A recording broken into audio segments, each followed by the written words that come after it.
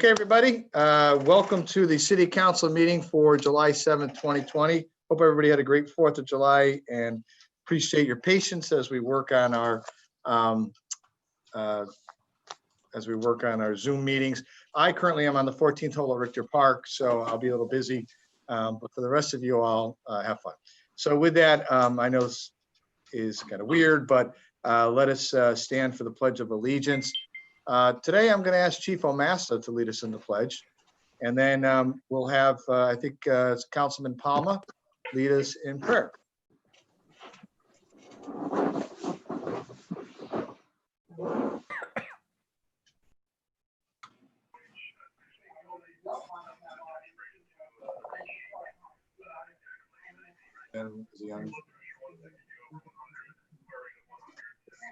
Okay, here we go, folks. I pledge allegiance to the flag, the United States of America, and to the republic for which it stands, one nation, under God, indivisible, liberty and justice for all. And we're going to ask Councilman Palma to lead us in prayer. Councilman.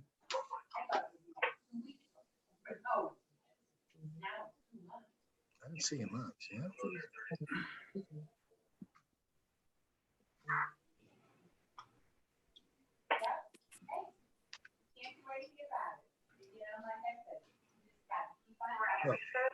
Okay, Chief Omasta, you can mute.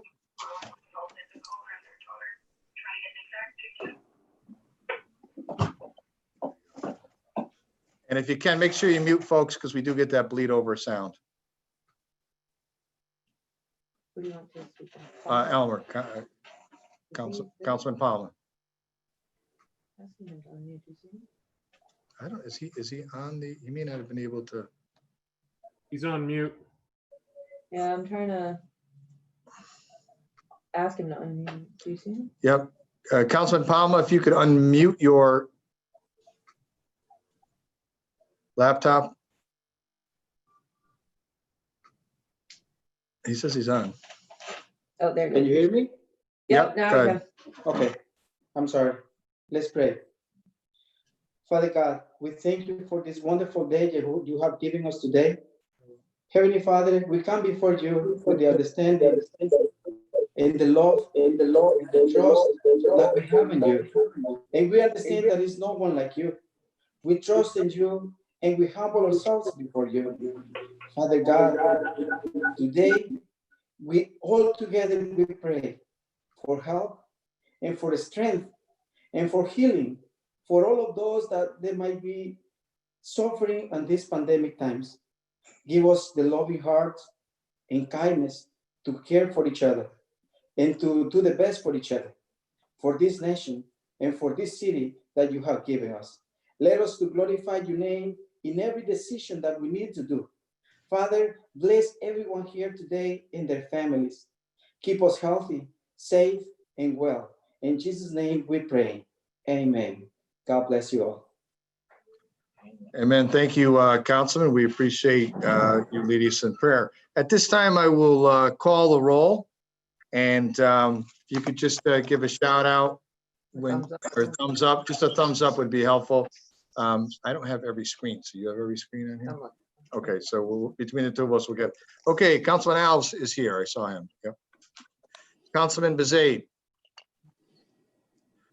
Councilman Mike Esposito. Councilman Levy. Councilman Salvatore. Here. Councilwoman Stanley. Yep. Councilman Tabersack. Okay. Councilman Fox. Present. Councilman Priola. Councilman DeGiulio. Councilman Cavo is here. Present. Yep. Councilman Rotello is here. Here. Councilman Visconti is here. Here. Councilman Palma is here. Councilman Knapp. Here.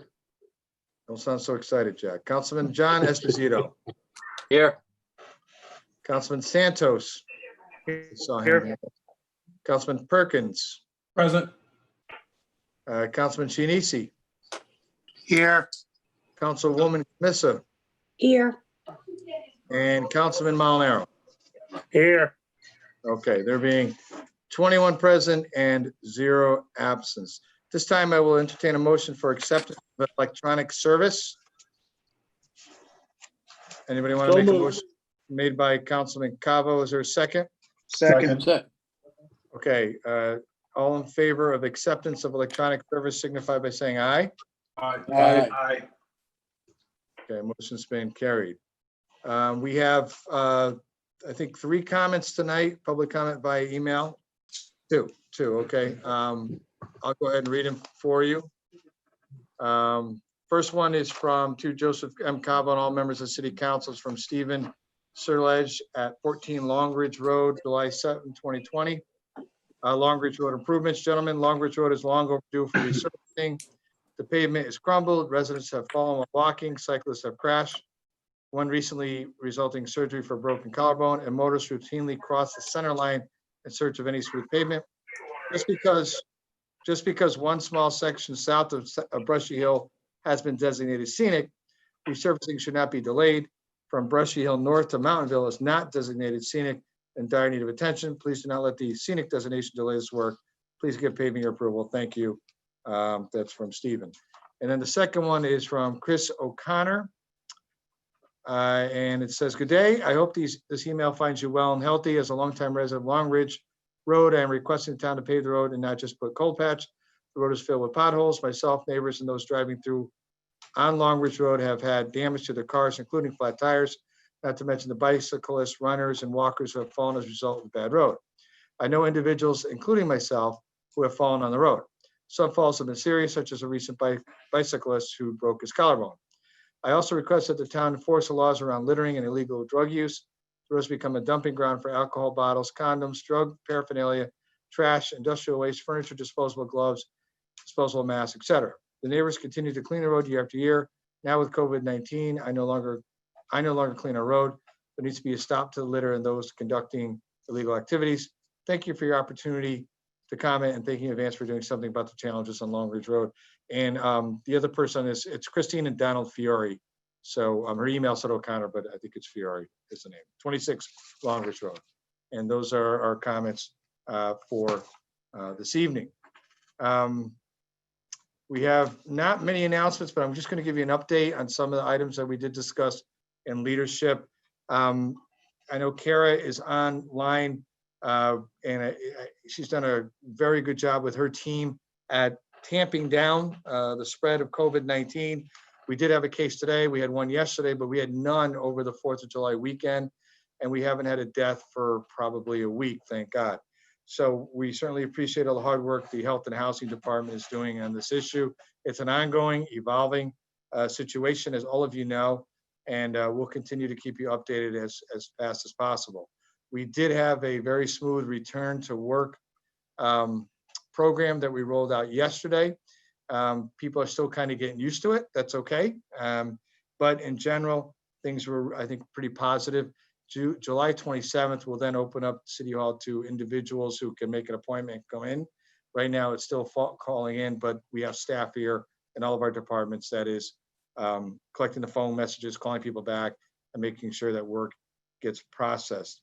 Dr. Sal has submitted his return to school plan to the governor and to the Commissioner of Education.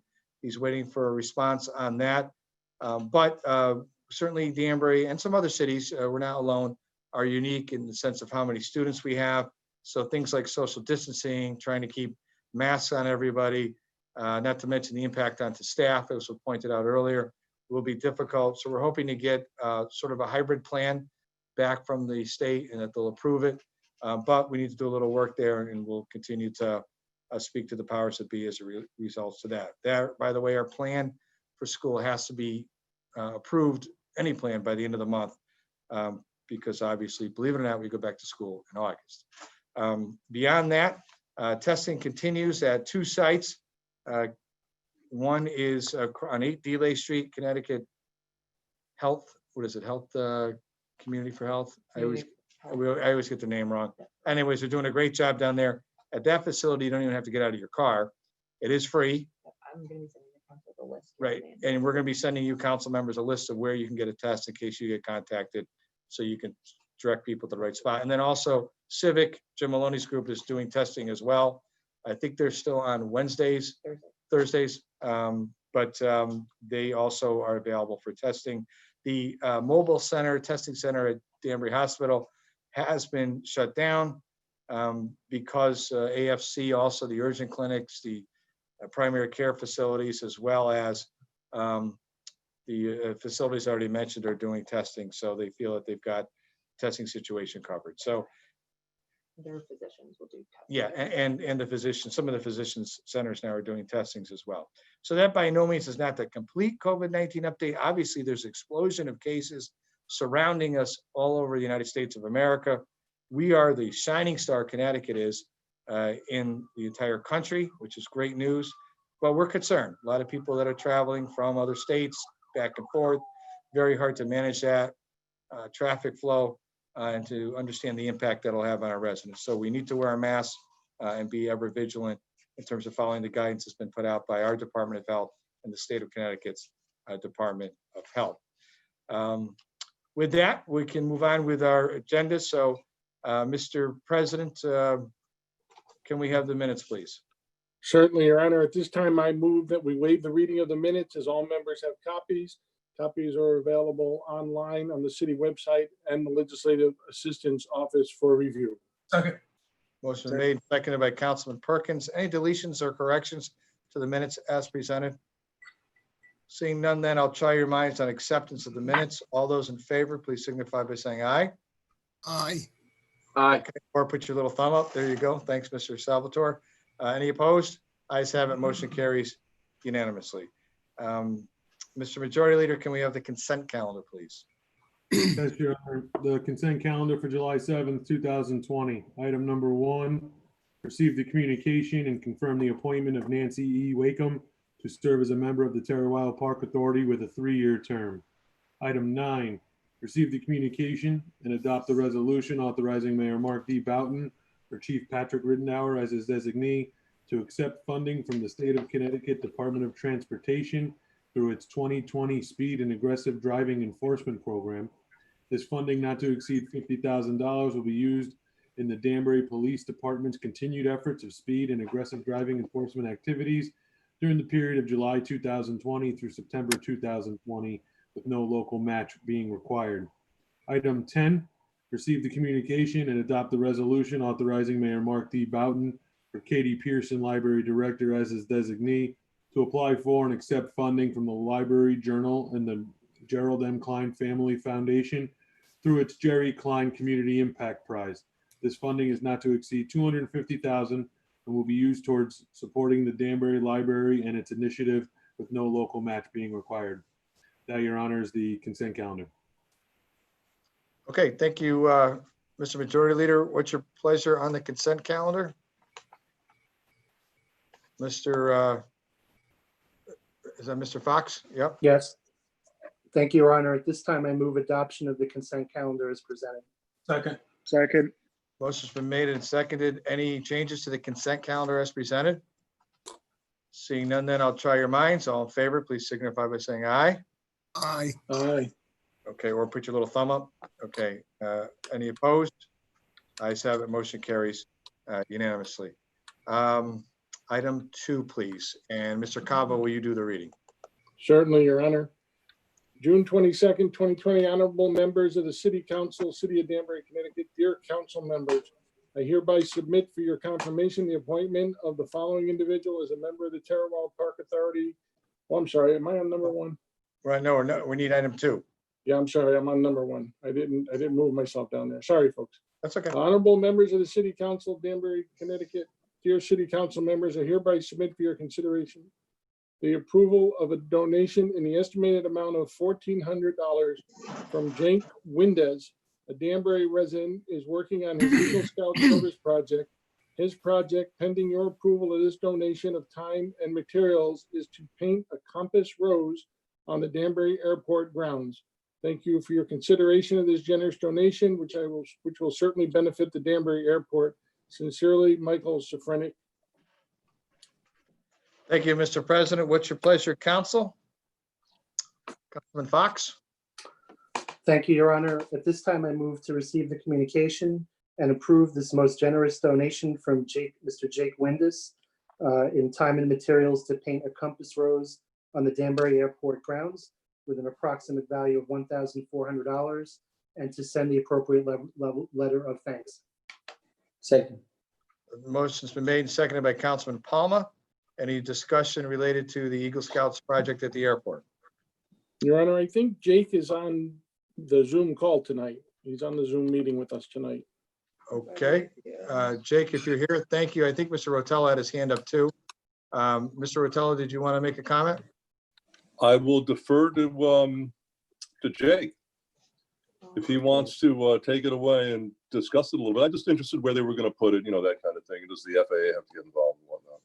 Sure. So let's ask Jay, you're unmuted. If you can answer the question for Mr. Rotella. Jake?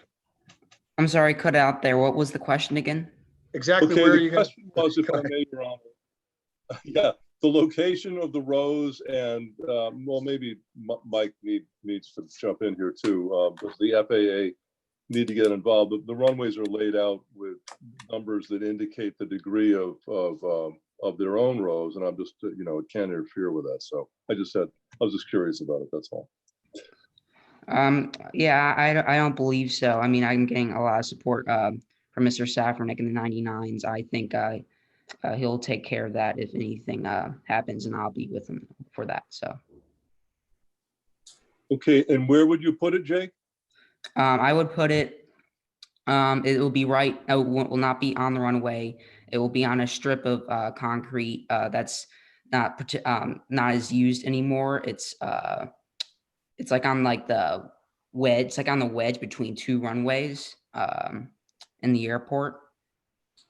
Okay. You can clearly Sounds like see a it. great idea, and good luck with it. Thank you. And thank you, Mr. Boughton. Well, you're welcome, Jake. Any other discussion related to this item? Seeing none, then I will try your minds. All in favor of Jake's Eagle Scout project, please signify by saying aye. Aye. Any Aye. opposed? Okay, ayes have it. Motion carries unanimously. Congratulations, Jake, and go get it done. Thank you, sir. Thank you. Good job. Okay, item 3, Mr. President. Honorable members of the City Council, Danbury, Connecticut, regarding donation of open space land from Melvin J. Powers, Mary P. Land, and the Seymour Powers Trust of Newtown Road. Dear members of the council, I hereby submit for your consideration a request to accept 2 valuable open parcels of land totaling 9.02 acres from Melvin J. Powers, Mary P. Land, and the Seymour Powers Trust. The Augusta Drive property K11152 consists of 7.38 acres and is a natural habitat that is home to vegetation and animals and is located on the Still River. The Newtown Road parcel L11039 is 1.82 acres of wetlands that abuts the Still River. Both parcels are located in Commerce Park. These parcels of land will remain open space and for passive recreation purposes only. The city is grateful for this addition to our ever-growing open space inventory. Thank you for consideration of this matter. Sincerely, Mark D. Boughton, Mayor. Thank you, Mr. President. What's your pleasure, council? Councilwoman Mr. Mayor. Camissa? Thank you, Your Honor. I would like to refer this item to an ad hoc consisting of a member of Corporation Council, Director of Planning, and a report from the Planning Commission. Ad hoc committee shall consist of the following. Councilwoman Camissa will be in the chair, Councilman Cavo, and Councilman John Esposito. Item 4, please. Members of the City Council, Mayor Mark D. Boughton from Patrick A. Ridenour, Chief of Police. Request for donation acceptance. Permission is requested to accept a donation of $15,000 from the Ridgefield and Lair Charitable Foundations, Inc. in memory of Henry J. and Erna D. Lair. The funds will be used for police officer health and wellness programs. Patrick Ridenour, Chief of Police. Thank you, Mr. President. What's your pleasure, council? Councilman Mike Esposito. Thank you, Your Honor. I'd like to make a motion that we receive the correspondence and accept the generous donation, excuse me, generous donation of $15,000 from the Ridgefield and Lear Charitable Foundation in the memory of Henry and Erna Lear. Second. Second. Motion been made, that second. I think that was John Esposito that was on there. And do we have any discussion related to the Lair Foundation grant? Any discuss? Yes, Mr. Perkins. Thank you, Mr. Mayor. I'm not sure if you can answer the question or not, but I'm sure the chief is there as well. I just wanted to get a general idea of how the funds might be used. If chief had a general idea of some of the programs that we might be using this funds for. Sure. Chief Ridenour, please.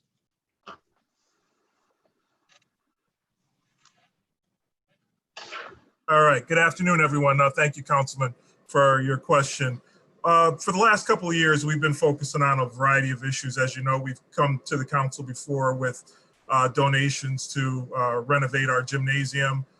We also are working on some mental health and wellness programs.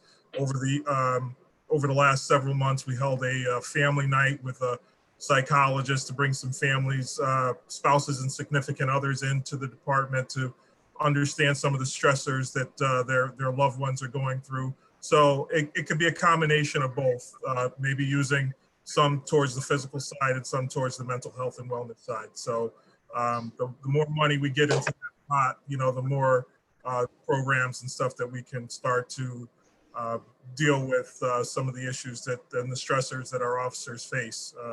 That is one of the pillars of the 21st century policing. I think it's pillar 6 of officer health and wellness. Yeah, it certainly is. And I appreciate the information. Thank you. Thank you, Councilman Perkins. Councilman Santos. Were you reaching for us, Farley? Sorry, Councilman Santos? I was not, thank you. Okay.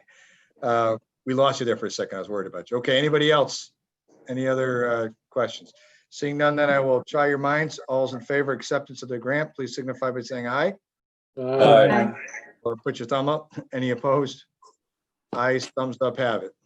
Motion carries unanimously. Item 5, please. To Honorable Mayor Mark B. Boughton via the City Council from David W. St. Hilaire, Director of Finance, regarding the appointment of independent auditors. Once again, it is time for the City of Danbury to consider the appointment of its auditors to perform the city audit for fiscal year ending June 30th, 2020. In 2016, RSM US LLP McGladrey was awarded the 5-year contract to serve as the independent auditor for the City of Danbury through an RFP process. RSM US LLP has as leaders in their respective field provided the lowest responsible bid and have impeccable qualifications.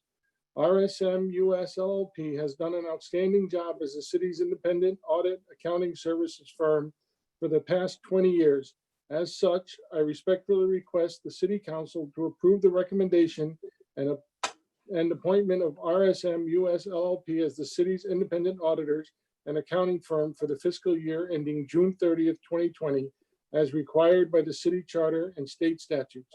Please feel free to contact me should you require any additional information. Thank you, Mr. President. What's your pleasure, council? That's actually Mr. Cavo. Thank you, Your Honor. At this time, I move to appoint RSM US LLP McGladrey as the city auditors for the fiscal year ending June 30th, 2020. Thank you. Is there a second on that motion? Seconded by Councilwoman Camissa, or I think it was Councilwoman Camissa. Any discussion related to the appointment of McGladrey as our independent auditors? Mayor, if I may. Yep, go ahead. Well, Councilman Salvatore has the floor first. Go ahead, Councilman. Yes, hi, Mr. Mayor. This isn't a question. I'm going to vote for this, but it's a question about procedure. This says that they were awarded a 5-year contract in 2016. Am I right to assume that it it doesn't cover 2020, and that's why we're doing it this year. And does this usually go out for bid? And did it go out for a bid? Because I'm kind of confused by the last line of the paragraph, if that was the lowest responsible bid for 2016, or if it went out again this year. It's just a procedural question, probably for Mr. St. Hilaire. Sure, Mr. St. Hilaire, please. Sure, I'd be happy to clarify that. We are required to submit a form into the state each year. That is pursuant to Connecticut General Statute 7-396 and 4-232, in which, it goes to the city council and they appoint the auditor each year.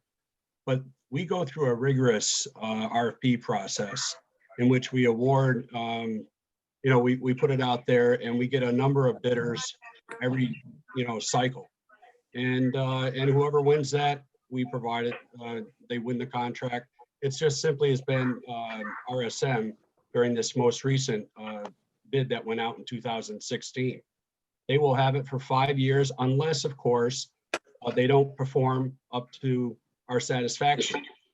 So they have performed to our satisfaction. They've done very well.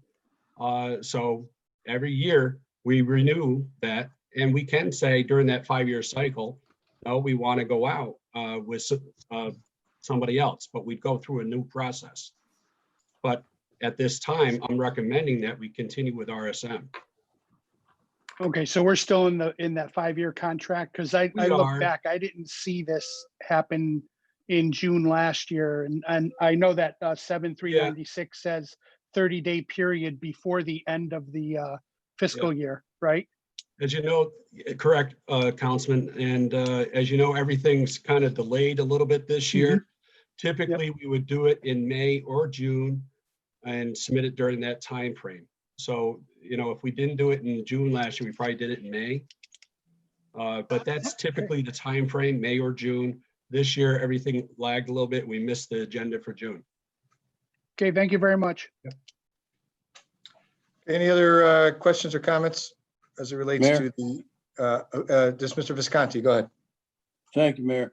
I understand where Councilman Salvatore is coming from. I just want to say that for the last 4 or 5 years as chairperson of the audit committee for the city council, I've been able to work along with Mr. St. Hilaire and the folks from McGladrey. And I will say, as Mr. St. Hilaire said, they are a very good, excellent company. We have 3 or 4 meetings during the course of the year and finish up with a book which we are presented with, and we get to talk to them and make sure everything is okay. So I think we're going in the right direction. Thank you. You're welcome, Mr. Visconti. Anybody else want to comment related to the appointment of auditors? Seeing none, then Mr. St. Hilaire, I do believe we need one person for the audit committee. Is that correct? That's correct, sir. That would be Mr. Currens. He was on the committee, or is that right? That is correct. So the current members are Mr. Visconti. Yes. And Mr. Levy? Warren Levy. And Mr. Warren Levy, Councilman Levy. Okay, so I'm going to appoint Mr. DiGiulio to fill Mr. Curran's spot. Okay, thank you, sir. Okay. And we will now move to a vote. All those in favor signify by saying aye or a thumbs up. Aye. Aye. Any opposed? Okay, was there a negative there, just so I can record it properly? Okay, okay, so the motion carries unanimously. Okay, item 6, please. Honorable members of the city council, regarding SC Ridge LLC, The Summit, tax filing agreement memorandum of understanding. Dear members of the city council, for over a year, the city of Danbury has been working with the owners of SC Ridge LLC, better known as the former Matrix Corporate Center, to collaborate on a revised master plan, zone change, site planning to develop the property for mixed uses as thereby permissible. A preliminary and conditional memorandum of understanding was agreed upon in May of 2019, whereby giving the city council approval of an agreement to set taxes and/or other associated tax payments for such developments once the owner received its land use approvals. other appropriate conditions, including forbearance of a related tax appeal action or future action, were also stipulated. SC Ridge LLC had its petition for a zone change and approval of an amended master plan approved by the zoning commission on June 23rd, 2020. Therefore, I am asking for an ad hoc committee and recommending to you the favorable consideration and adoption of such a final statutory tax filing agreement setting such tax payments and further conditions as will be specified in the final agreement. I expect and plan that this will include not only baseline tax payments, but also additional tax payments established to encourage the development of the property, address spin-off needs of the city. All information will be provided to you ahead of the committee, but in the meantime, please feel free to contact the mayor's office, the planning department, or the office of the corporation council with any questions ahead of the ad hoc. Thank you for your consideration. Sincerely, Mark D. Boughton, Mayor. Thank you. What's your pleasure, council? Councilman DiGiulio. Thank you, Your Honor. I'd like to send this item number 6 to an ad hoc consisting of a representative from the mayor's office, the director of finance, corporation counsel, the director of planning, and the petitioner, please. Ad hoc committee shall consist of the following. Councilman DiGiulio will be in the chair, Councilman Fox, and Councilman Visconti. Item 7, please. Honorable Mayor Mark D. Boughton, honorable members of the city council, regarding 25 Myrie Brook Road land acquisition, renewal of authority. Dear Mayor and Council, the attached resolution proposes to renew the council's previous reapproval, January 2020, of the acquisition of certain properties by this office in order to facilitate the above project. By state law, your authorization must be reapproved after the expiration of 6 months where acquisition has not been completed. There continues to be discussions and more time is desired to finish the process of negotiation and/or acquisition by condemnation of these properties. Thank you for your consideration in adopting the proposed resolution. Please feel free to give us a call should you have any questions.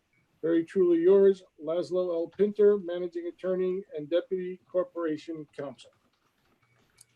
Thank you, Mr. Cavo. What is your pleasure, council? I can't, Mr. Levy. Your Honor, I make a motion to renew and adopt the attached resolution for the acquisition of 25 Myrie Brook Road by January 1st, 2021. Second. Motion made and seconded by Councilman John Esposito. Discussion related to this property. Yes, Your Honor, I have a question. Sure. Thank you. Through you to Mr. Pinter. Mr. Pinter, are you able to provide any details on the status with this property as to why there's an extension? Is that just normal procedure? Mr. Pinter, please. Yep. Yes, Councilman. The answer to that question is that this has taken a long time, largely because this property was spun out of a bankruptcy. And as a result of that, we had to wait for steps to proceed and what we were going to do to try to resolve not only the post-bankruptcy issues, but also issues of possible remediation of the site. The site has some low-level remediation required, but it doesn't require major remediation, but just we had to make sure and observe that the remediation that had to be done was in fact simply a low-level form of remediation, and that's been the determination so far. We also had to examine the participation of the FAA in the process. At the beginning, and as usually is the case, the FAA is fairly compliant with providing funds to deal with airport acquisitions or deal with airport improvements. However, in this particular case, this is a property that has that history that I mentioned to you. We've been in discussions with the FAA. We do not know for sure if the FAA will provide funding for it, but we think that they would. So that's another reason for the delay. The other issue here was that this property, as some of you may recall, was also tied into a second property on the other side of Sugar Hollow Road. And Yep. those properties in tandem required extensive discussions with the FAA and other parties, including appraisers and phase professionals who would advise us on the remediation. So basically, in a nutshell, that took additional time. We've been in the process of getting valuations for the property, and we've begun extensive discussions and negotiations with the owner of the property to acquire the property, while we're in discussions with the FAA as well. So although this has been a multiple request to you, it's proceeding in a way that we think is appropriate under these circumstances, and we're hopeful that by acquiring this property, whether it be with FAA money or part money or other money, that this would be a great benefit to acquire this property and solve not only any remediation issues, but acquire a property that's immediately adjacent to the airport. Yes, I recall working on the ad hoc. I also know that the property we're currently discussing is also heavily blighted. So that's why I was concerned, if there were any delays related to that. Also, you mentioned, as we knew when we were discussing this back during the ad hoc committee, the remediations you're speaking of and the possible soil contaminants. Have any of our city staff or anybody been allowed on the property to conduct any core samples or anything like that, testing the soil? No, I don't think so, because first of all, the owners of the property aren't very welcoming to city staff. We've had a long history of issues with the owners, and this is one of the reasons, frankly, why we have to proceed in this fashion. Not only because, as you indicate correctly, I'm glad you brought that up, there is ongoing, some level of ongoing filling by the owner of materials on that property, and they've been somewhat difficult to deal with. So this is the main reason why we have to proceed in this fashion. Normally, we don't go out and look for properties to buy or acquire or condemn. In this case, this is the best solution of the problem, and if we can tie in FAA funding for this, we will be able to acquire that property and take care of the remediation. So the answer is no, we haven't had any extensive city review of the site at this point in time. And thank you for answering that question. I know it's not directly related to this agenda item. We're just merely approving or not approving the extension of it. And I certainly will be voting to approve it. And I hope the rest of my colleagues will as well, as it is a blighted property. And unfortunate course of action we're taking is a necessary one, I believe. Mr. Mayor, if I may, through you, ask Mr. Safranak a question about the FAA. Sure, Mr. Safranek. Sorry, pardon me, Mike. Mike, the status with the FAA? I know they were in the beginning during the ad hoc. It was almost without a question that they were going to be funding our project. I know it did require some upfront city funds, which we would later be reimbursed for. Can you shed any light or provide any information on that at this time? Yeah, he's there. Sir, your mic is not on. Got it. Sorry. Can you hear me now? Thanks. Okay. Yes, sir. We are moving forward. Like Attorney Pinter said, it's the duality. We're hoping the FAA will reimburse us. We have all belief that they will, but until we actually put the grant in, we don't know 100%. But the duality is we're actually taking, like you said before, a blighted piece of property also. So if the FAA will reimburse us for whatever percentage, it's a win-win on both ends. Okay. Well, And thank you there for is all a your lot of work due on that. diligence we have to do. And as Attorney Pinter said, it's a very slow, arduous process. We want to make sure we do it right the first time so that we can have all our ducks in a row in a sense. Absolutely. Thank you for answering my questions, gentlemen. Absolutely. Thank you, sir. Thank you, Mr. Esposito. Further questions related to this project? Further questions? Yeah, okay. All in favor with an extension then, signify by saying aye or putting your thumbs up. Aye. Aye. Okay, any no's, signify by just putting your thumbs down. Okay, ayes have it. Motion carries unanimously. Mr. President, item 8, please. Okay, Your Honor, thank you. Honorable Mark D. Boughton via the City Council from David St. Hilaire, Director of Finance, June 29th, 2020, regarding City of Danbury Defined Contribution Pension Plan.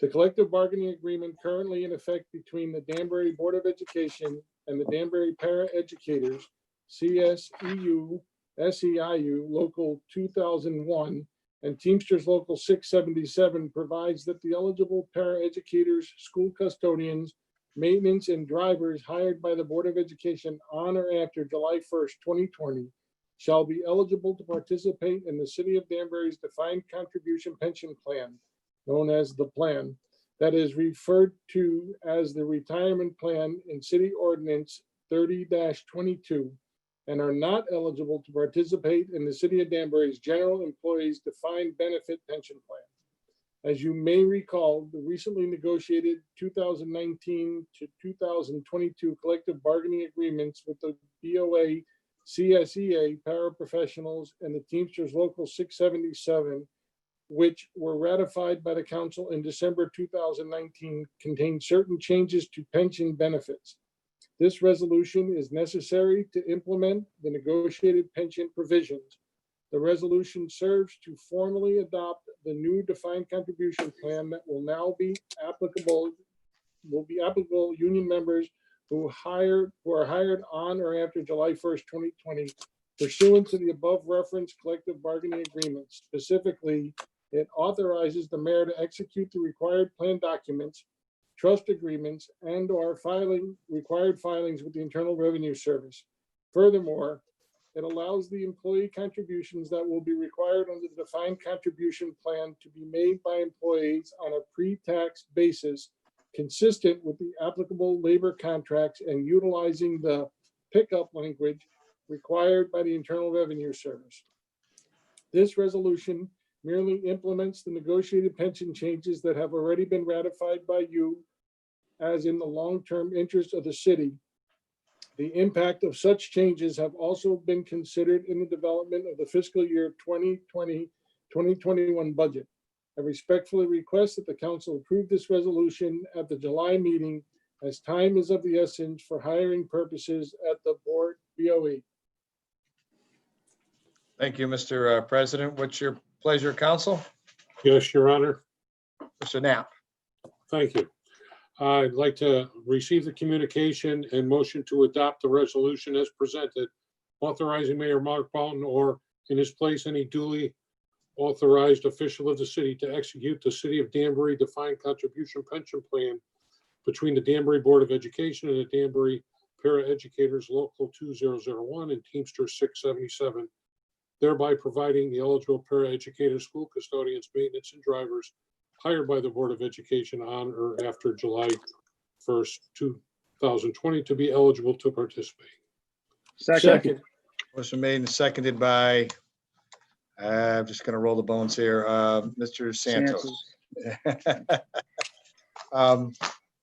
Questions or concerns related to this item? Questions or concerns? Okay, seeing none then. I don't see any here. I will try your minds then. All in favor, please signify by saying aye. Aye. I think Bob Tabersack had a. Oh, okay, I'm sorry, Mr. Tabersack. Ben has a question too. Okay, no problem. Go ahead, Mr. Bob, you Tabersack. got to unmute.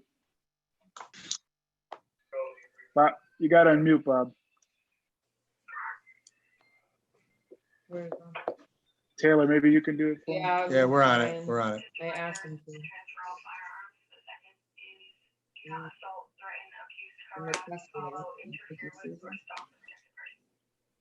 that? Yeah, he's there. He was there. I saw him. There he is. He's up top. Now, if you can hear me, your screen should say, you should press yes. I said ask to unmute. I don't know if you see that. Yeah, Mr. Tabersack, can you unmute your screen? There we go. I just hit unmute, okay. I was just wondering, this was passed and already with a contract signed by the union and all. But I was wondering, I thought when I was reading the materials that I saw some provisions for non-union members, but this basically the whole thing is a contract that only involves union people. Correct. And it already was negotiated and so forth. I'll be honest, I personally can't see why someone would agree to this rather than the old system, except that that's the way things are going. But since it's been agreed to and all, I figure it's negotiated. That's all I believe in is a negotiated contract. So I'll back it up, but I still can't understand maybe why the union went for this. Okay.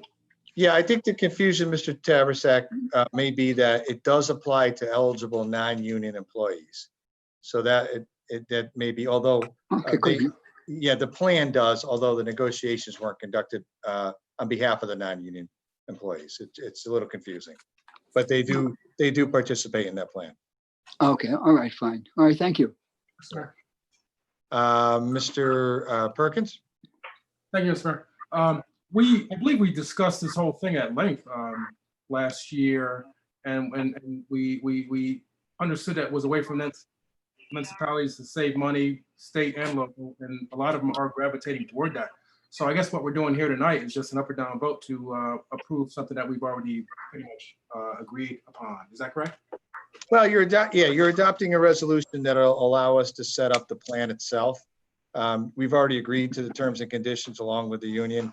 You've already voted and ratified the contract. This just gives us to take the next step to put the plan design in motion. As July 1st has just passed, the board will really start hiring. Thank you. Yes. Yep. Mr. Salvatore. Yeah, just one question. A constituent contacted me and asked if there were any other qualifying rules for the pension that were changed. Should I refer them back to their collective bargaining agreement? Is that in there, or is those rules contained within some city document? Well, that's one way to do it. I believe Ms. Rosemark is online, and she certainly can answer your question for you, Mr. Salvatore. So Attorney Rosemark. Yes, good evening, Councilman. So if they have questions about, is this a constituent who is in the plan? Is that what you're saying? Okay. Yeah. So certainly they would start with their collective bargaining agreement and or talk to their union representative if they have further questions. But for now, the collective bargaining agreement will lay out the terms of the plan. Okay, that's what I thought. Thank you.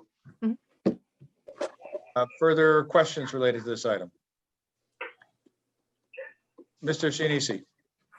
Thank you, Your Honor. I guess either to David or to the attorney, were there any issues that came about since December when we first ratified it until now? It's like 6 months since we ratified it. Why did it take so long to get the final product? Diane, Attorney Rosemark, you certainly can handle that. I mean, generally speaking, I think COVID-19 has pretty much slowed everything down, Ben, but go ahead, Attorney Rosemark. Yeah, so that's true. I mean, certainly COVID played a part, but we started working on this as soon as the council had ratified the pension contributions. So we did begin working on it. There is a lot of paperwork that has to be drafted. And yes, frankly, COVID did play a part in kind of bringing us to this point. Yeah, I mean, we did work on it diligently as best we could. So there were no issues that arose since we last ratified it then? It was just mainly just doing the paperwork. Yeah. Right, there haven't been any issues, no. Okay, thank you, Your Honor. Thanks, Mr. Shinisi, appreciate it. Any other questions? Seeing none then, I will try your minds. All in favor, give me a thumbs up. Aye. Opposed? Ayes have it, motion carries unanimously. Items 9 and 10, I have done as consent. Mr. President, you want to do department reports, then we'll do the add-on, even though it's the add-on is item 11? That sounds like a great idea, Your Honor. At this Okay, time, I'll make a motion that we waive the reading of the departmental reports as all members have copies. The copies are on file for review online in the office of the legislative assistant. Second.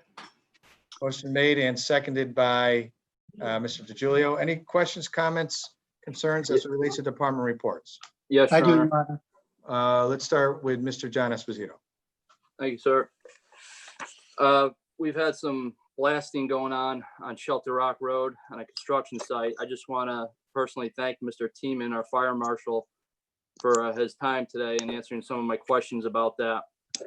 And I'm also just want to assure the public that our city officials are especially our fire marshal is definitely very diligent in monitoring the conduct and how they're going about the blasting and handling everything on that construction site. So it's, pretty loud. I was actually eating lunch over by there today and I heard some of the blasts, but I was happy to hear that, our city officials are on top of it.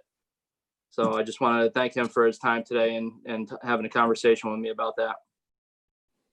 Thank you, Mr. John Esposito.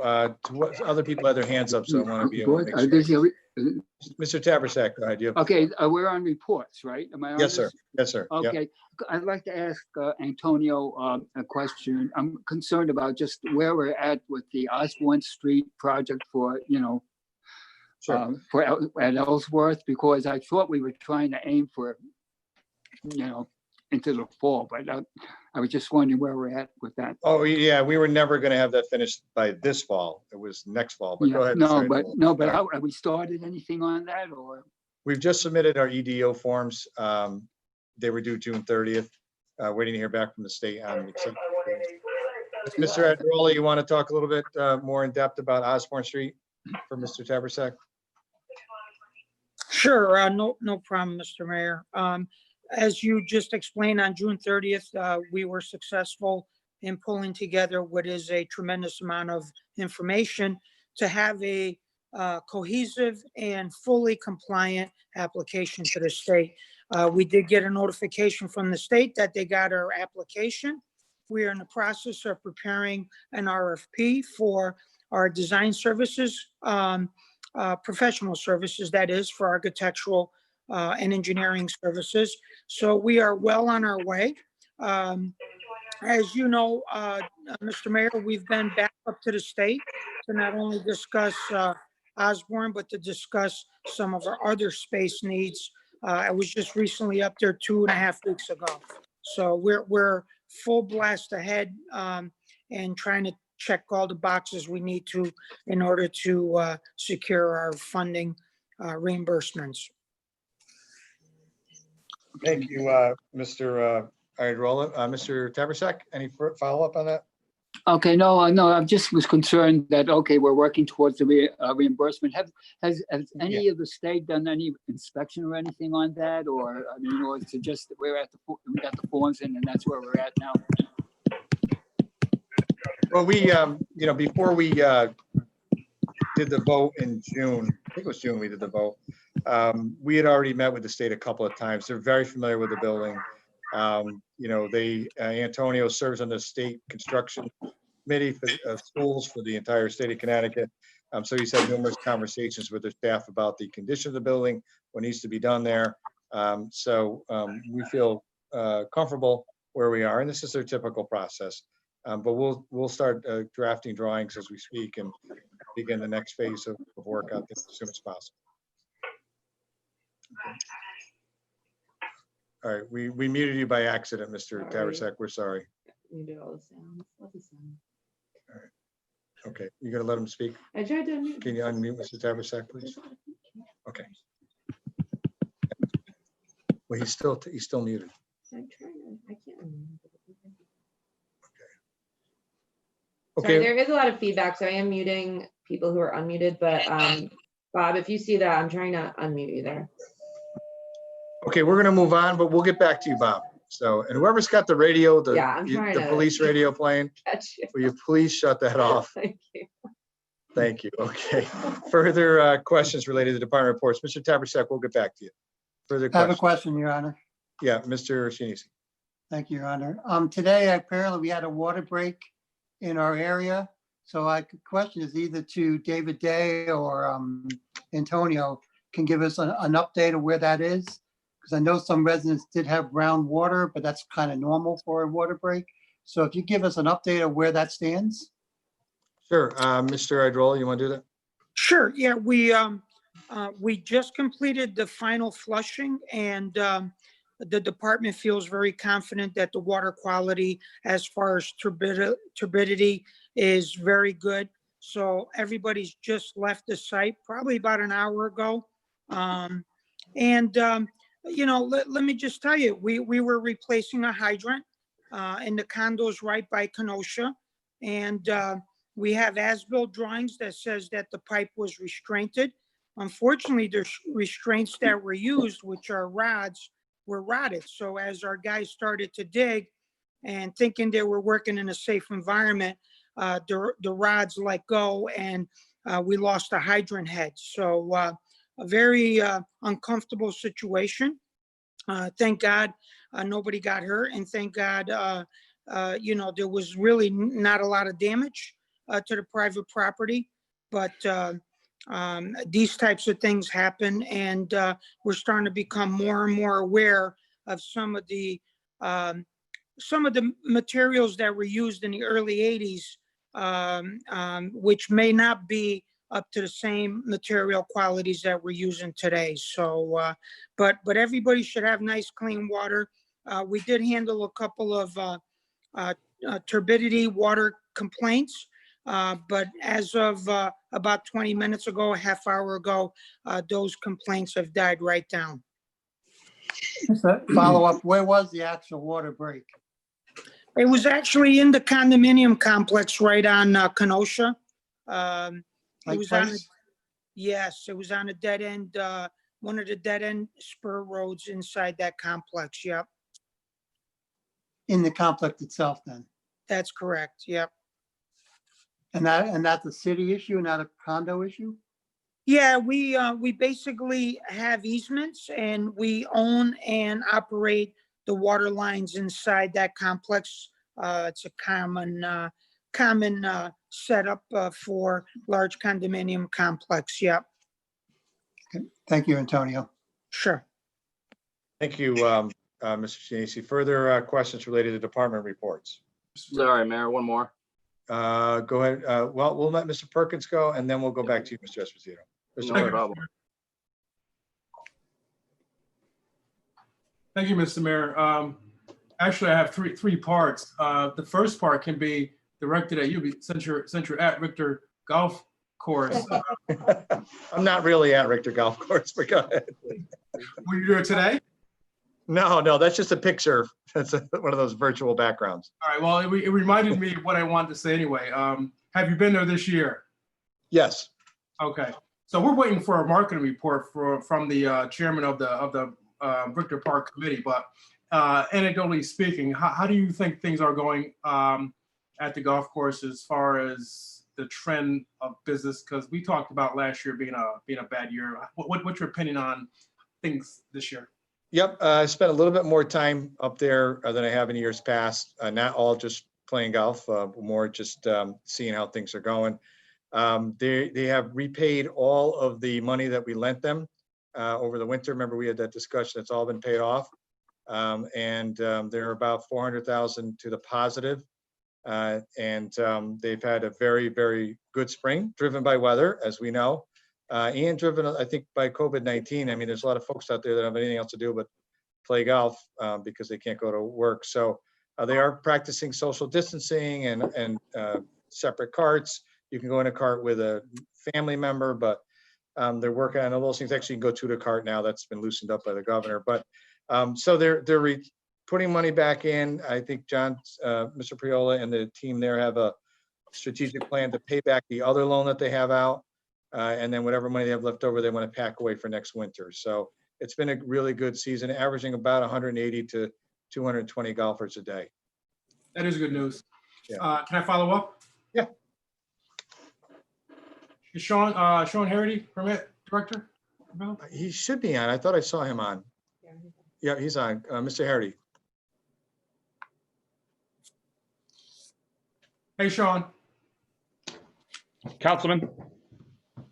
How you doing? Hey, we talked at length a while back about outdoor dining, and since COVID hit, it made a lot of the outdoor dining somewhat of a necessity to set things up. What I'm hoping to hear from you is that we have some way to increase the streamline of process and also to increase more of a permanence for outside dining, because in the past that whole kind of process has been a little bit problematic to get off the ground. And I'm just hoping that we can use some of the things that we're learning now with the process to carry that forward when more businesses come back online who would like outdoor dining?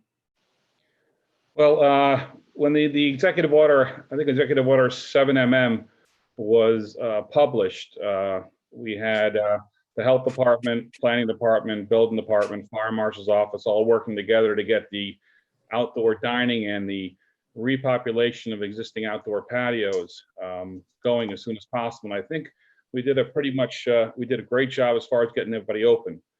The temporary outdoor is a little different.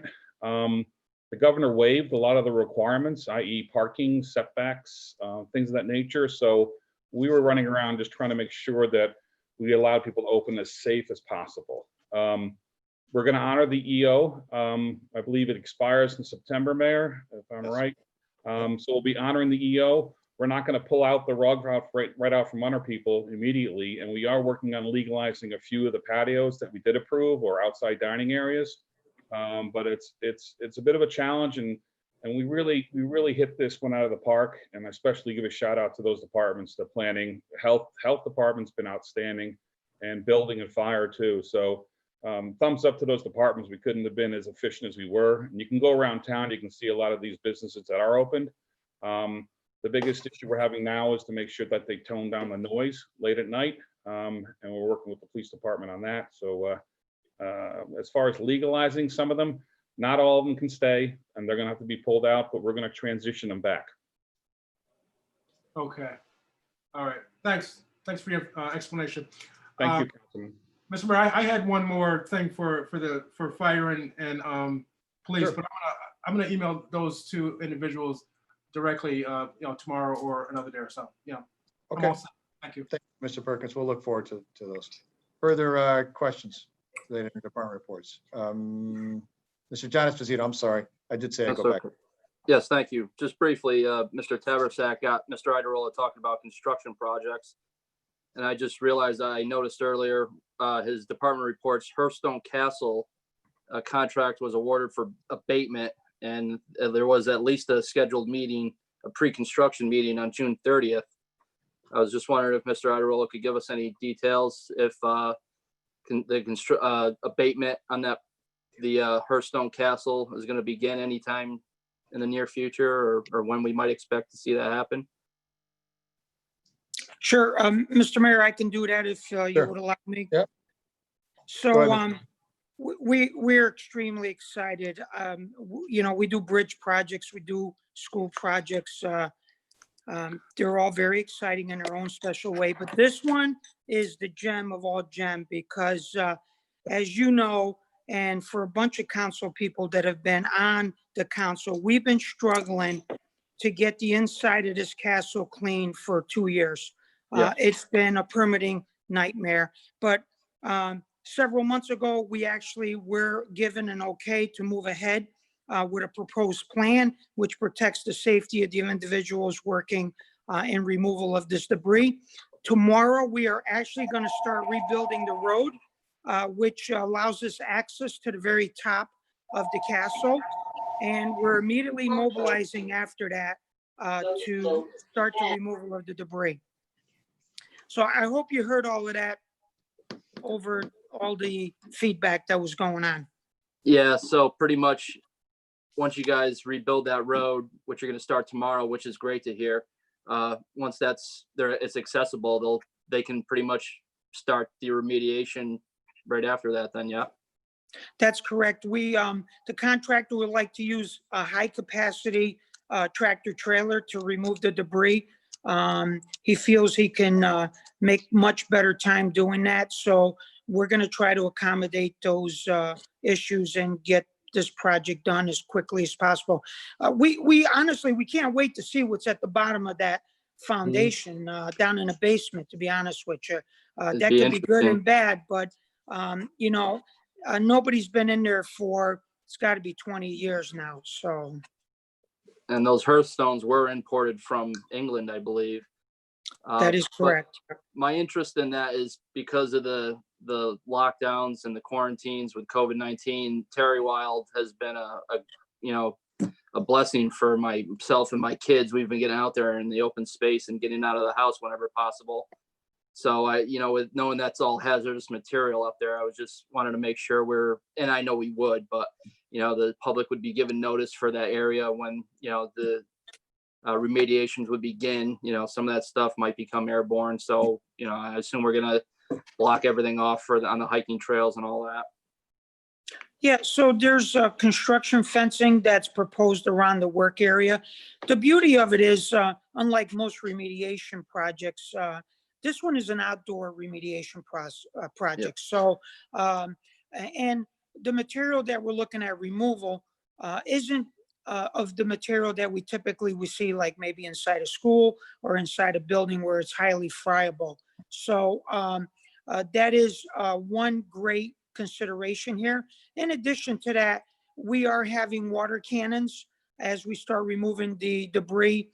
The water will be basically, the debris will be inundated with water, so it'll keep anything from kind of getting airborne. I'm glad to hear that. Yeah. Yeah. So, and that's part of our work plan that was approved by the state. And the contractor that we have is probably one of the largest remediation contractor in the state of Connecticut and probably New York. So he's completely adapted to doing this, and this is a very small job for him. It's a very interesting job for us, but he believes, this is a no-brainer. He can get this done and get this building cleaned up so we can move on to the next step. Yeah, that sounds very exciting, and thank you. I really appreciate your answering those questions. Thank you, Mr. Esposito. Mr. Taversek, do you want to be unmuted? Can we? You got to unmute yourself, Mr. T. There you go. Got it. Okay. Could I speak to to Kara Apprentice if she's available, or? Sure, she's on. Okay. Yep. All right. Kara, well, how's the Super 8 situation going with the homeless? I know it was about 60 or so. Is it staying about the same, and have there been any problems at all? We are about at 51 people now. Oh, sorry, my office lights went off. We're at 51 people right now. We have housed 15 people into permanent housing. So we're really excited about that because through the whole campaign with going through housing individuals, we're actually #1 in Fairfield County for the amount of people that we've housed. So we're really proud and happy about that. We've been working really hard. So right now we have 51 individuals there. Well, congratulations, because I know a few of the people who have been moved, have come across them, and it's really going on a good direction on that. I was wondering, by the end of July, though, that situation there is going to be changing, am I right? And I assume the city has some plans or in the future for what's going to happen. Yeah, so we are planning on being at the hotel through actually August. So the state has said that we're going to be there through August. So we might have a step down approach, but we're planning on trying to get people housed as quickly as we can, and we're not going to kick anyone out on the street. Okay, August now. Okay, good. Well, thank you for your time, and I think you really actually it's been going pretty well right now. Thank you. Thank you, Mr. Rotello. Thank you, Your Honor. Am I on mic? Anybody hear me? Okay. Yeah. I have a couple of how we doing questions. How we doing on tax receipts? I've gotten some information last couple of weeks.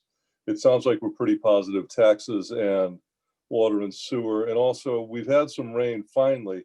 How are we doing on water levels? So I can lead that out to Scott and to Antonio, if they please. Sure. Antonio, water level, we're about 90% last time I checked. Yeah, actually, we have dropped down a little bit, but we're not far from our, what I would consider our average. But I'm so glad that we actually had reached our capacity early in the spring. If we didn't, right now, we'd be in a lot of trouble. So we're monitoring our water levels on a weekly basis. It's one of the most important things that we do. And if this drought sort of situation continues, you'll see some more communication from us as we did a couple of years ago that brings awareness to the fact that we may be slipping into a drought. Thank you, Director. Scott, taxes? Yeah, Scott, taxes. Can you hear me? Yes. Sure can. Okay. We came in just about 98% through June 30th. which I thought was excellent considering the situation.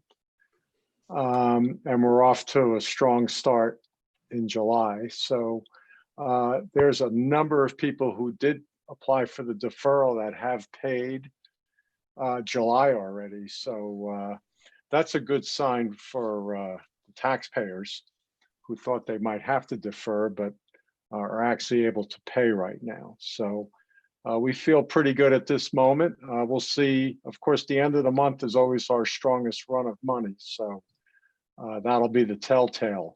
But we ended pretty strong for the quarter. So we were quite happy with that. Okay, and if I may, one more, just as part of the same question. Earlier we had heard from David, we approved a 3% increase in water rates because water usage had tanked. There's no pun there, just water use dropped. I understand that water use is going back up a little bit. Is that correct? Well, the receipts in terms of the money that the department's taking in. I think it's more the collection percentage is about where we were at this time last year. We had a very strong end of June. So as far as the money goes, the money is contingent on the usage. So I don't have the numbers in front of me, Paul, quite honestly, but I can tell you from a percentage perspective, we got back to about where we were at this point last year. Okay, so we don't have to hold our breath and we're not underwater, right? No pun intended, right? All right, no pun intended. I don't know what happened there. Thank you, Scott. You're welcome. Okay, further questions related to department reports? Mr. Santos, gotcha. Thank you, Mr. Mayor. If I can direct my question to Acting Director of Health, Prunty, please. Yep, Ms. Prunty. Yep. First of all, I just want to thank her for a very detailed report that she submitted that answered many questions that all of us have in regards to this COVID-19 pandemic. One question I did have is, I see in your report that the environmental health team has been conducting COVID-19 compliance inspections for salons and food establishments. Have you received any issues with compliance, any business owners that are not complying with the regulations? We have. So with that, we've been trying to take an educational approach. We go back, we try and show and teach what we should be doing, and then we'll follow up with periodic inspections to kind of go along and make sure that they're following what they should be doing. Okay, good. There was a reason why I was asking that question, so I appreciate the fact that you're going back and then following up on that. We've heard of some different cases, but I appreciate your department doing the follow-up to that. So I do. And in thank interest you. of Mr. Santos, in interest of transparency, this past weekend, we did have several arrests as it relates to violation of the executive orders of local bars. But these individuals, if you go through and look at the paperwork, all of them were warned in some cases, multiple times in different weekends, and they just refused to comply. It was a busy weekend as it relates to that. And unfortunately, when it gets that serious, then you have to escalate the enforcement. But the first line of defense is always to try to work with the business owner, educate them if they don't know, and give them a warning. And in one case, I think we warned them 3 times before they ended up getting arrested because they just refused to follow the guidance. Okay. Thank you, Your Honor. And if I could direct one more question to Antonio Iadarola. First of all, I just want to thank him again for all the putting up with all my questions about local projects in the ward and answering phone calls and emails and getting information to me. I appreciate that. And question I do have is going back to the Terrywile question to revisit that for just a moment.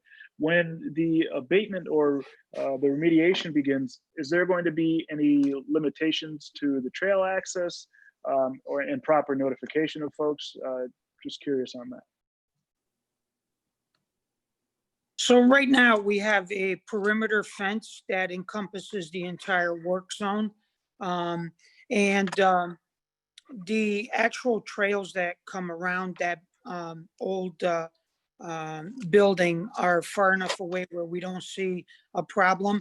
We are very, very conscientious about the fact that curiosity will become a major factor in people as we see the cleanup and as they start to get anxious about and excited about some of the cleanup. So yeah, we have to keep an eye on it. It's something that's very important. I have not only the staff that's going to monitor it, but we've also put the contractor on notice. And should something become more of a hindrance or a danger to the general public, we will extend that work area zone farther out to protect the general public. Thank you. Thank you very much for that. And Mr. Mayor, I have one more question for Chief Ridenour, if I could. Sure, Chief. Chief, thank you, sir. First, I want to commend you and your department for the work that you've done locally with all the local groups that have engaged in mostly peaceful protests. And you've not only engaged those groups, but you allowed them to express their rights. And so I appreciate that as a member of the community. I know that there's been talk, Chief, of potential further engagement of, let's say, a committee, a group sitting down to discuss issues within the community, national issues, local issues. Have you had any further conversations with the leaders of those groups to continue those conversations further? Thank you, Councilman, for that question. And the answer is yes. I've had several meetings. I've participated in a few town hall style virtual meetings with regard to some of the issues that are at the forefront with police reforms. I also participate through the Connecticut Police Chiefs Association.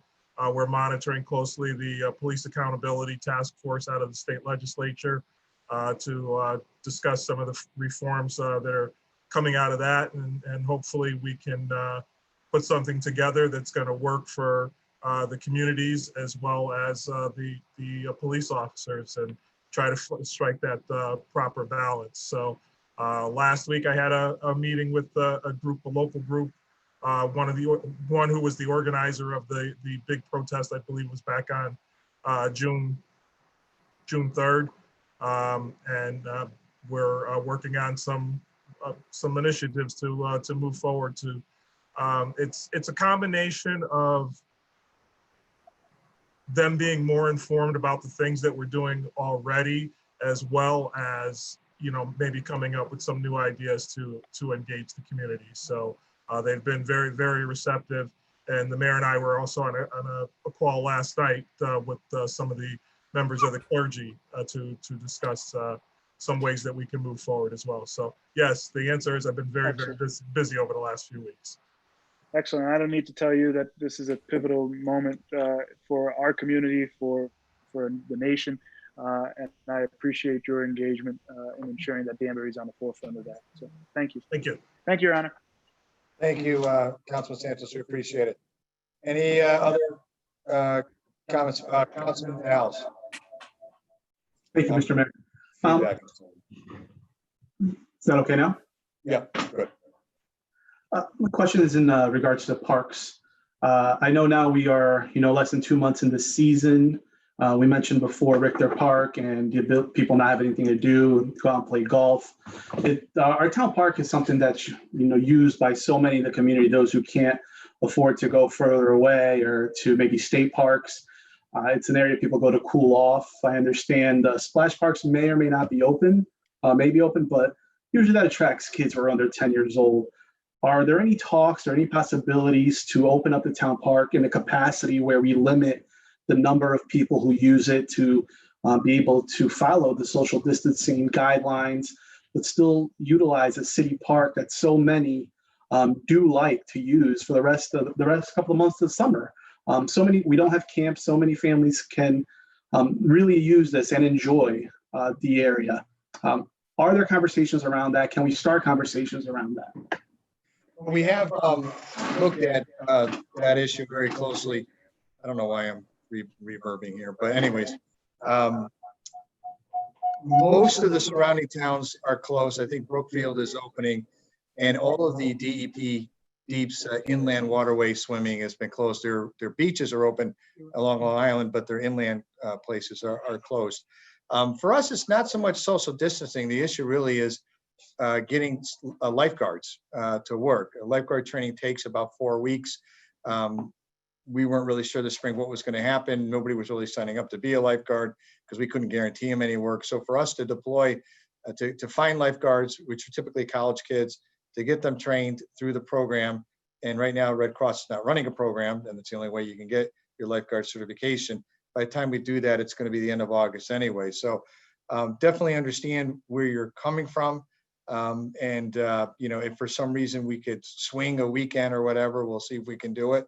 But as of right now, primarily because of lifeguards, I think the secondary issue would be, it requires a lot of staff to be able to count how many people are going in and coming out.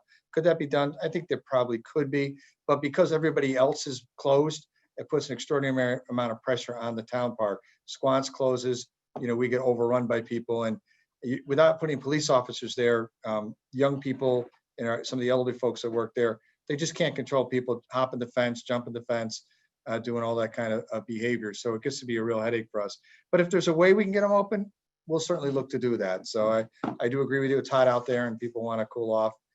Makes a lot of sense to me. And then the splash parks, they only require attendance. They don't require a lifeguard. I believe Nick has got them pretty much opened and fired up. So I agree, though, for the older crowd, definitely the town park is a much better, it makes more sense for them. So we'll keep if at all possible, I understand the challenges around that, and I'm no questions there.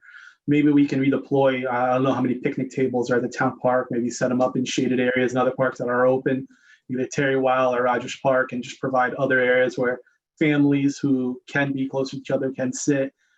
Those who don't have AC can get out and just help the community. Something to keep in mind if possible as well.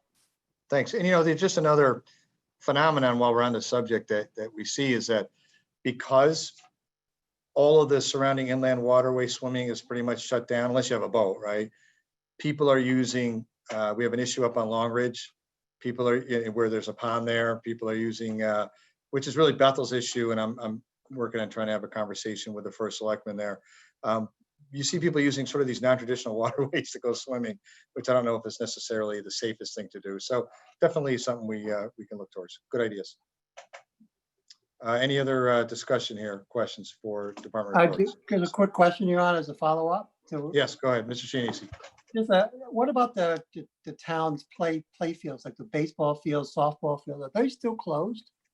No, as of July 6, most of the leagues are open. Each of the leagues had to provide to both Nick Kaplanis and Kara a safety plan of how they're going to keep their players safe, as well as the parents and so forth that are watching the games and things like that. And then they look at the plan, then they'll sign off one way or another. So I think most of the leagues are up and operating right now. Youth baseball in particular has been practicing, and now games I think are starting this week. So they're out there and enjoying themselves. Thank you. Any other questions? Okay, I'll try your minds on acceptance of department reports. All in favor signify with a thumbs up. Okay, or an aye? Aye. Okay, any in the negative? Ayes have it, motion carries. We do have one add-on. Mr. Cavo? Thank you, Your Honor. At this time, I move that we add item number 12 to tonight's agenda, improvements, alterations to scenic portion of Long Ridge Road. Second. Motion's been made and seconded to add on this item. All in favor of adding this item on signify by saying aye. Aye. Okay, we are now on item 12. Mr. Cabo, could you read the item, please? Thank you, Your Honor. Honorable members of the City Council, regarding improvements, alterations to scenic portion Long Ridge Road. Dear council members, as part of the city's continuing road and paving improvements and as authorized through your funding approvals for road work, the Public Works Division has determined that a length of Long Ridge Road, a specific portion of which road is designated scenic in the city, is in need of repaving. in accordance with specific provisions of the Scenic Road Ordinance, Section 42-182 through 42-189, you are required and authorized to consider a request to perform improvements or alterations that are in excess of routine maintenance for that portion of the road designated scenic. Furthermore, and pursuant to Section 42-187 of the Scenic Road Ordinance, subsections D and F, there needs to be a certain processes followed in order for you to approve the work intended, including planning review, public hearing, and adoption of resolutions subsequently. Please refer this matter to a committee where specific plans and specifications will be provided, and following the determination by the full council, referral of the request to the planning commission together with the public hearing subsequently. Please contact this office in the event you have any questions. Sincerely, Mark D. Boughton, Mayor. Second. Okay, what's your pleasure, council? Councilman Fox, or Councilwoman Stanley, I'm sorry. Thank you, Your Honor. I move to send this to an ad hoc and include Director of Public Works and Corporation Counsel. Councilwoman Stanley has moved to send this to an ad hoc. The ad hoc committee shall consist of the following: Councilman Fox will be in the chair, Councilman Mike Esposito, and Councilman Visconti. Okay, at this time I will get a glass of water, Mrs. Stanley. Thank you. At this time, I'll extend all committees. And just remind you that we are having a budget workshop on Thursday at 6 p.m. Via Zoom. I think Taylor's already sent out the link. If you need it, just let us. So it lasts about an hour and a half just to kind of go through the particulars of the budget. This is for the city council, but it'll be streamed live on YouTube. There's been an agenda posted as well, and public notes, which will be posted tomorrow morning. Yeah. Okay. With that, I'll entertain a motion to adjourn. So moved. Made by Mr. Rotella, seconded by Mrs. Camisa. All in favor of adjournment signify by saying aye. Aye. Any opposed? We're adjourned. Good night, everybody. Good night, everybody.